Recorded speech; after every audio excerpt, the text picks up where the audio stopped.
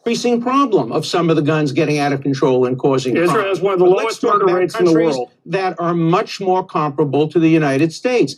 Highly industrialized, larger countries, which have much lower crime rates, and that has nothing to do with liberty. My conception of liberty is not people taking arms and shooting presidents and shooting congressmen. That's a kind of totalitarian approach, a Stalinist approach to liberty. So there is no evidence that I'm aware of that guns protect liberty. There's no evidence that I'm aware of that guns reduce crime. And there's massive evidence that the easy availability of guns has a direct correlation and I believe causation with high murder rates in the United States. Also high suicide rates, high rates of accident. The likelihood that somebody in the family will be killed if there's a gun in the house is much higher than the likelihood that that person will use the gun to protect his family.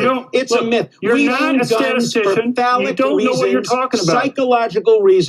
I have to respond to his attacks on guns in their hands. You haven't given me a chance to finish my point. You've had all the time to respond. This is junk science at its worst. Paid for and financed by the National Rifle Association. Take that back. No the NRA hasn't paid for my research. That's simply ridiculous. I'm not talking about yours. I'm talking about the research. You said my research. And that I said the research that you were talking about my research being the junk science. Finance. Your conclusions are paid for and financed. That's my conclusions aren't paid for by anybody. Look.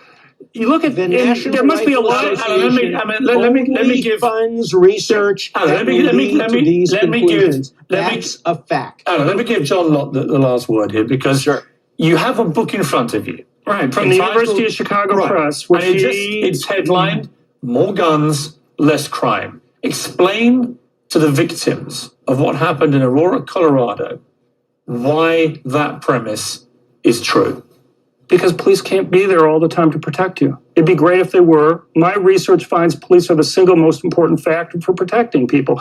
But the problem is that even the police understand themselves, they virtually always, as in this case, arrive on the crime scene after the crime's already been committed. Same in Europe. Europe has a lot of multiple victim public shootings that are going on there. Just look at the Norway case from last year, or Germany, or other countries that are there. The UK is... Germany has on average about 180, 190.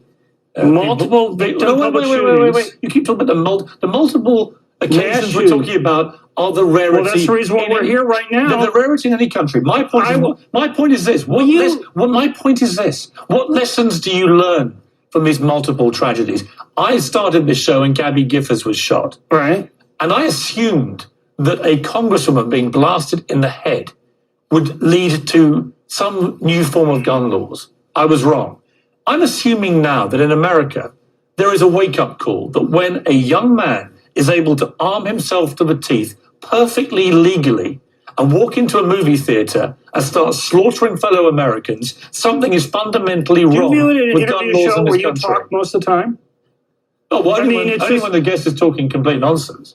I see. Well, look, just to respond to the junk science point, not only is my work published by academic presses and peer-reviewed journals, but if you look through the research, you'll find about 70% of the articles that deal with what I deal with have found similar effects to what I have. About 30% claim that there's no net effect. There's only one refereed journal that finds for one type of crime a temporary slight increase in assaults, and that disappears after a few years. So you look at the overall research that's been done. Research in this area than it does about anything else. You need to use a little common sense. You have a lot of very liberal guys in academia who have been doing research in this area. Unfortunately, we have to leave it there. It is a spirited debate. I don't want to treat you unfairly, Mr. Lott. There are lots of Americans that I'm sure agree with you.